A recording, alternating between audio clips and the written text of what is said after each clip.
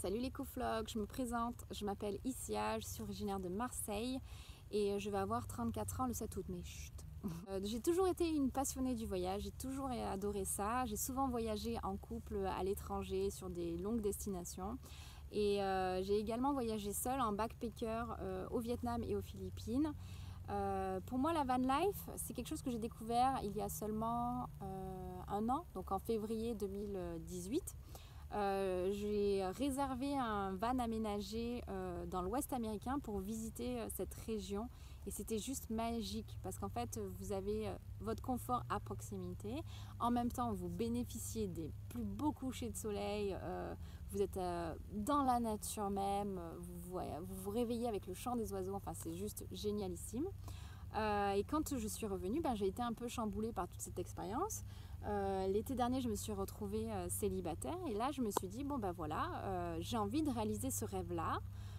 Tant pis que je sois célibataire, je vais le faire seule. Je vais partir pendant 6 mois, je vais faire les 27 pays de l'Union européenne et je vais donc m'acheter un camion et vivre cette expérience. Quand j'ai annoncé ça sur les réseaux sociaux, les gens étaient scandalisés. Mais t'es complètement folle, c'est super dangereux, une fille ne peut pas faire ça toute seule, la van life c'est une activité qui se fait uniquement en couple ou pour des hommes célibataires. Moi ça m'a rendu dingue. Comment ça égalité homme-femme, nous sommes dans un pays libre, ça m'a rendue féministe et je me suis dit non, c'est hors de question. Et surtout j'ai reçu beaucoup de témoignages de filles qui m'ont dit aussi qu'elles rêvaient de faire ça. Mais que malheureusement elles n'osent pas, qu'elles ont peur et qu'elles vont suivre mon parcours pour voir si un jour ça leur fera un déblocage.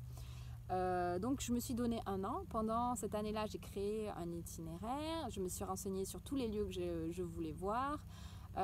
J'ai pris des cours de self-défense, je me suis renseignée un petit peu sur les aménagements, sur les véhicules, j'ai fait mes recherches pour m'acheter mon camion. J'ai quitté mon job, j'ai économisé avant ça quand même.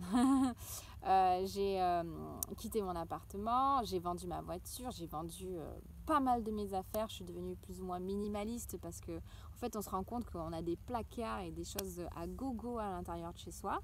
Mais ça rentre pas dans un camion, donc voilà. Et puis j'ai trouvé mon camion sur le bon coin et voilà, et l'aventure a commencé et a débuté. Le 21 juin, j'ai décidé de prendre la route pour donc effectuer seule avec mon camion ce fameux tour de l'Union européenne pendant 6 mois, visiter 27 pays.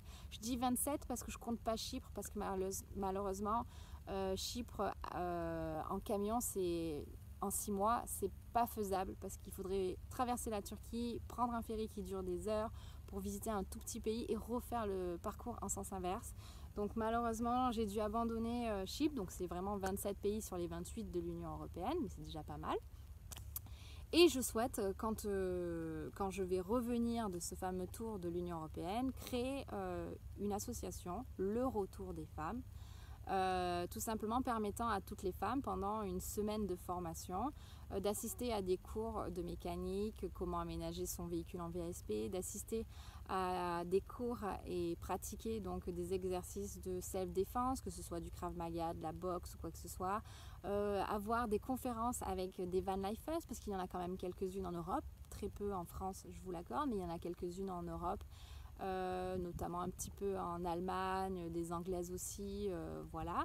Et les faire venir justement pour que toutes les filles puissent leur poser des questions, tout ce qui les interpelle, ainsi de suite, et elles vont donner leurs conseils.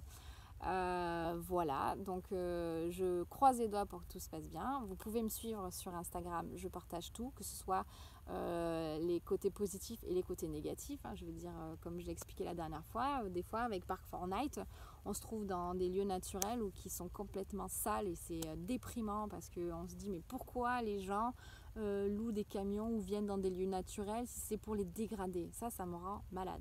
Bon bref, ça c'est un autre sujet. Mais voilà, et puis des fois même je montre, la dernière fois j'ai dormi sur un parking de Burger King.